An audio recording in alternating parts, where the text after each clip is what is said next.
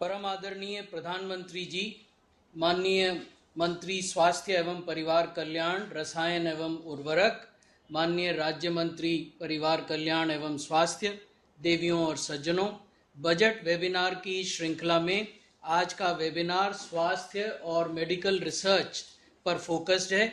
इस वेबिनार में आप सबका स्वागत है। वेबिनार में प्लेनरी सेशन के उपरांत 3 ब्रेकआउट सेशन होंगे, जो कि qualitative improvement in nursing infrastructure, education और प्रैक्टिस। दूसरा breakout session public and private sector utilisation of ICMR labs as facilitator for medical research. और तीसरा breakout session pharma innovation and multidisciplinary courses for medical devices पर focused होगा।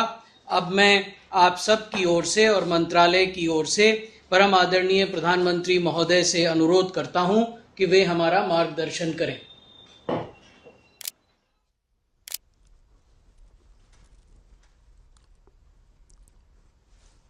नमस्कार जी। साथियों,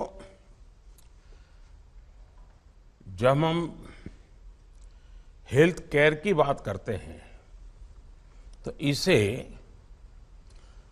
pre Covid era और पोस्ट पैंडेमिक एरा, इसके विभाजन के साथ देखना चाहिए। कोरोना ने पूरे विश्व को ये दिखाया और सिखाया भी कि जब इतनी बड़ी आपदा होती है तो समृद्ध देशों की विकसित व्यवस्थाएं भी ध्वस्त हो जाती हैं। दुनिया का ध्यान पहले से कहीं ज्यादा अब हेल्थ केयर पर आया है, लेकिन भारत की अप्रोच सिर्फ हेल्थ केयर तक ही सीमित नहीं, बल्कि हम एक कदम आगे बढ़कर वेलनेस के लिए काम कर रहे हैं। इसलिए हमने दुनिया के सामने एक विजन रखा है, वन अर्थ वन हेल्थ, यानी जीव मात्र के लिए, चाहे वो इंसान हो, एनिमल्स हो, प्लांट्स हो, सबके लिए एक होलिस्टिक हेल्थ केयर की बात कही है। कोरोना वैश्विक महामारी ने हमें ये भी सिखाया है कि सप्लाई चेन कितना बड़ा महत्वपूर्ण विषय बन गया है। जब पैंडेमिक पीक पर थी तो कुछ देशों के लिए दवाएं, टीके, मेडिकल डिवाइसेस, ऐसी जीवन रक्षक चीजें भी दुर्भाग्य से हथियार बन गई थी। बीते वर्षों के बजट में भारत ने इन सभी विषयों पर बहुत ध्यान दिया है। हमें निरंतर कोशिश कर रहे हैं कि भारत की विदेशों पर निर्भरता कम से कम रहे। ऐसे में आप सभी स्टेक होल्डर्स की बहुत बड़ी भूमिका है। साथियों, आजादी के बाद अनेक दशकों तक भारत में स्वास्थ्य को लेकर एक इंटीग्रेटेड अप्रोच, एक लॉन्ग टर्म विजन की कमी रही। हमने हेल्थ केयर को सिर्फ हेल्थ मिनिस्ट्री तक ही सीमित नहीं रखा है, बल्कि whole of the government approach पर बल दिया है। भारत में इलाज को एफोर्डेबल बनाना हमारी सरकार की सर्वोच्च प्राथमिकता रही है। आयुष्मान भारत के तहत 5 लाख रुपए तक के मुफ्त इलाज को ये सुविधा देने के पीछे हमारे मन में यही भाव है। इसके तहत अभी तक देश के करोड़ों मरीजों के लगभग 80,000 करोड़ रुपए जो बीमारी में उपचार के लिए खर्च होने वाले थे, वो खर्च होने से बचे हैं। अभी 7 मार्च को ही कल देश जन औषधि दिवस मनाने जा रहा है। आज देश भर में करीब 9,000 जन औषधि केंद्र हैं। इन केंद्रों पर बाजार से बहुत सस्ती कीमत पर दवाएं उपलब्ध हैं। इससे भी गरीब और मिडिल क्लास परिवारों को लगभग सिर्फ दवाई खरीद करने में 20,000 करोड़ रुपए की बचत हुई है। यानी सिर्फ 2 योजनाओं से ही अभी तक भारत के हमारे नागरिकों के 1 लाख करोड़ रुपए उनकी जेब में बचे हुए हैं। साथियों, गंभीर बीमारियों के लिए देश में अच्छे और आधुनिक हेल्थ इंफ्रा का होना उतना ही जरूरी है। सरकार का एक प्रमुख फोकस इस बात पर भी है कि लोगों को घर के पास ही टेस्टिंग की सुविधा मिले, प्राथमिक उपचार की बेहतर सुविधा हो। इसके लिए देश भर में 1.5 lakh health and wellness centre तैयार हो रहे हैं। इन सेंटर्स में डायबिटीज, कैंसर और हार्ट से जुड़ी गंभीर बीमारियों की स्क्रीनिंग की सुविधा है। PM Ayushman Bharat health infrastructure mission के तहत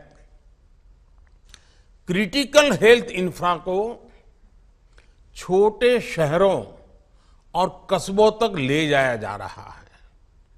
इससे छोटे शहरों में नए अस्पताल तो बन ही रहे हैं, हेल्थ सेक्टर से जुड़ा एक पूरा इकोसिस्टम विकसित हो रहा है। इसमें भी हेल्थ एंटरप्रेन्योर्स के लिए, इन्वेस्टर्स के लिए, प्रोफेशनल्स के लिए अनेक नए अवसर बन रहे हैं। साथियों, हेल्थ इंफ्रा के साथ सरकार की प्राथमिकता ह्यूमन रिसोर्स पर भी है। बीते वर्षों में 260 से अधिक नए मेडिकल कॉलेज खोले गए हैं।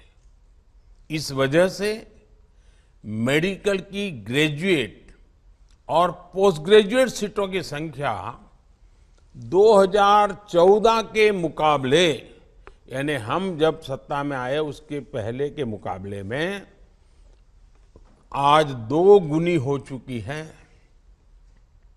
आप भी जानते हैं कि सफल डॉक्टर के लिए सफल टेक्नीशियन बहुत आवश्यक है।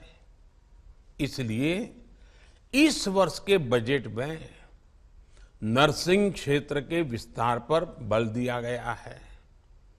मेडिकल कॉलेजों के पास ही 157 नए नर्सिंग कॉलेज खोलना मेडिकल ह्यूमन रिसोर्स के लिए बहुत बड़ा कदम है। ये सिर्फ भारत के लिए ही नहीं, बल्कि दुनिया की डिमांड को पूरा करने में भी काम आ सकता है। साथियों, स्वास्थ्य सुविधा को सुलभ और सस्ता बनाने में टेक्नोलॉजी की भूमिका लगातार बढ़ रही है। इसलिए हमारा फोकस हेल्थ सेक्टर में टेक्नोलॉजी के अधिक से अधिक प्रयोग पर भी हैं। डिजिटल हेल्थ आईडी के माध्यम से हम देशवासियों को टाइमली हेल्थ केयर की सुविधा देना चाहते हैं। ई संजीवनी जैसे टेली कंसल्टेशन के प्रयासों से घर बैठे ही 10 करोड़ लोग डॉक्टरों से ऑनलाइन कंसल्टेशन का लाभ ले चुके हैं।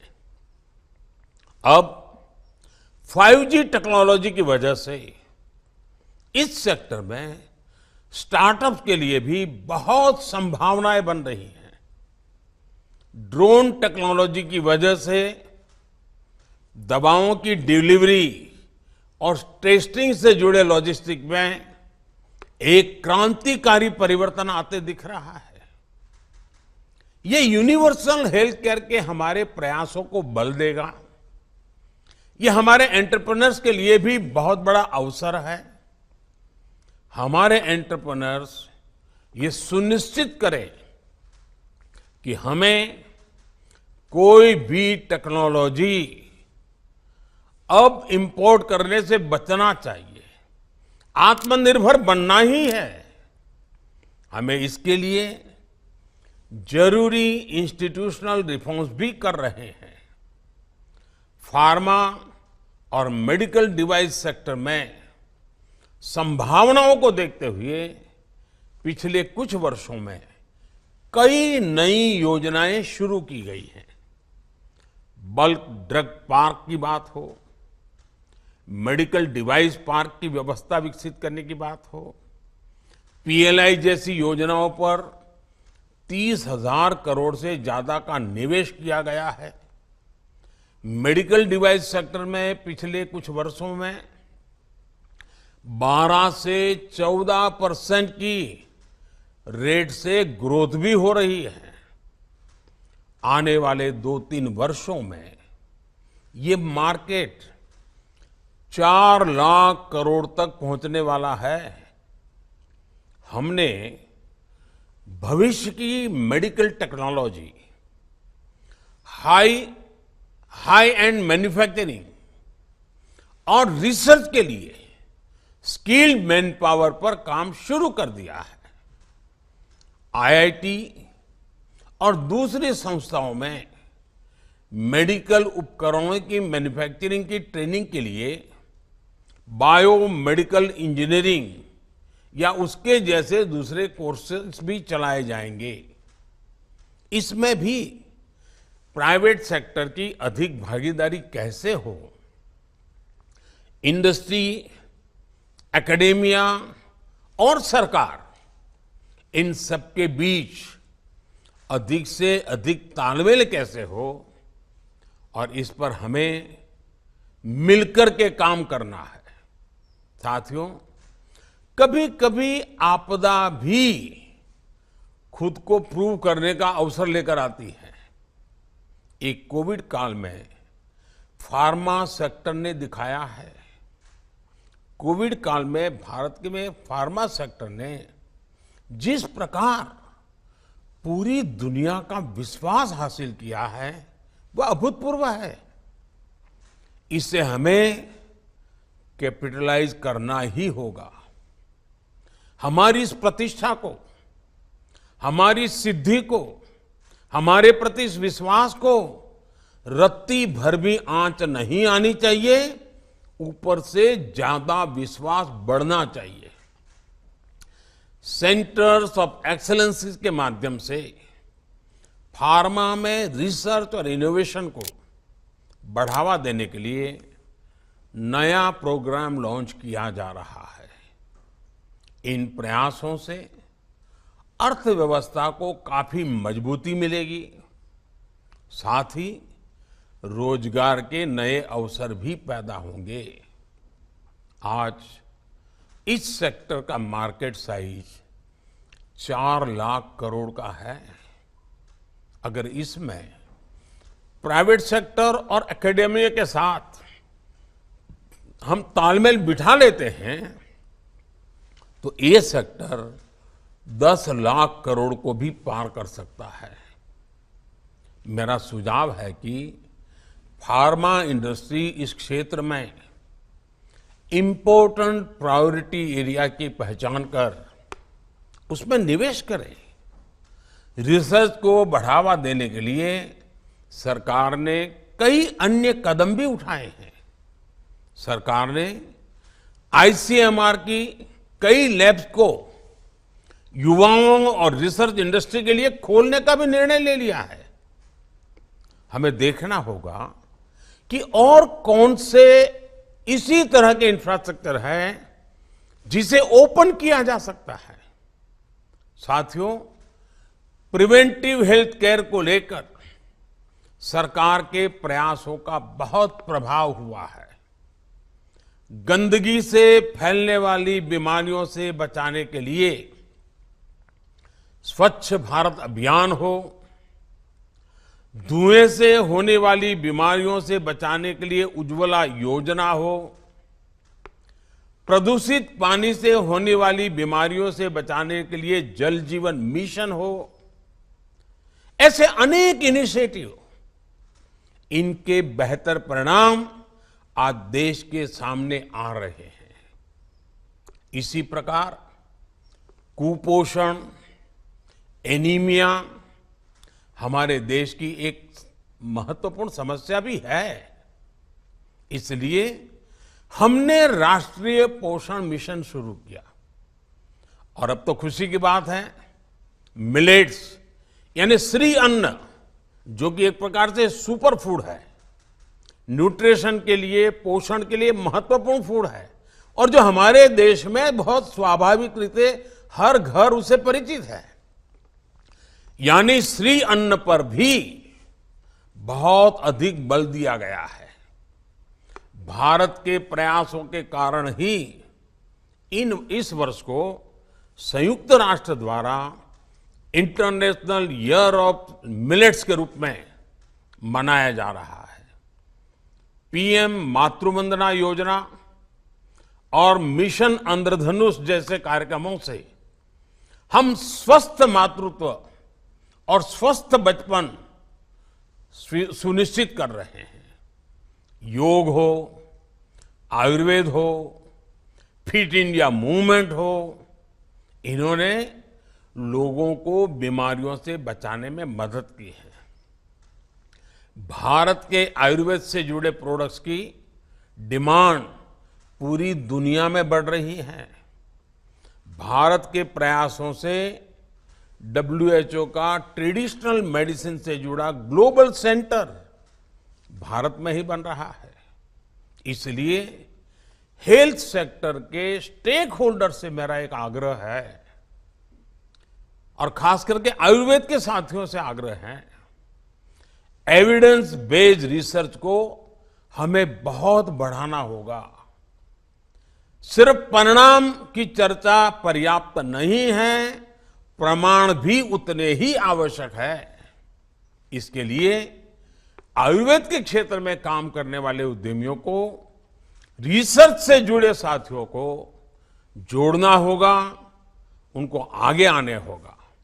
साथियों, आधुनिक मेडिकल इंफ्रास्ट्रक्चर से लेकर मेडिकल ह्यूमन रिसोर्स तक देश में हो रहे प्रयासों का एक और पक्ष है। ये जो नई फैसिलिटी देश में तैयार कर रहे हैं, नई कैपेसिटी तैयार कर रहे हैं, उसका लाभ सिर्फ देशवासियों को स्वास्थ्य सुविधाओं तक सीमित नहीं रहने वाला है। अब दुनिया बहुत ही एक दूसरे से जुड़ चुकी है। ये भारत को दुनिया का सबसे आकर्षक मेडिकल टूरिज्म डेस्टिनेशन बनाने के लिए बहुत बड़ा अवसर हमारे सामने है। मेडिकल टूरिज्म अपने आप में एक बहुत बड़ा सेक्टर भारत में उभर करके आ रहा है। ये देश में रोजगार निर्माण का बहुत बड़ा माध्यम बन रहा है।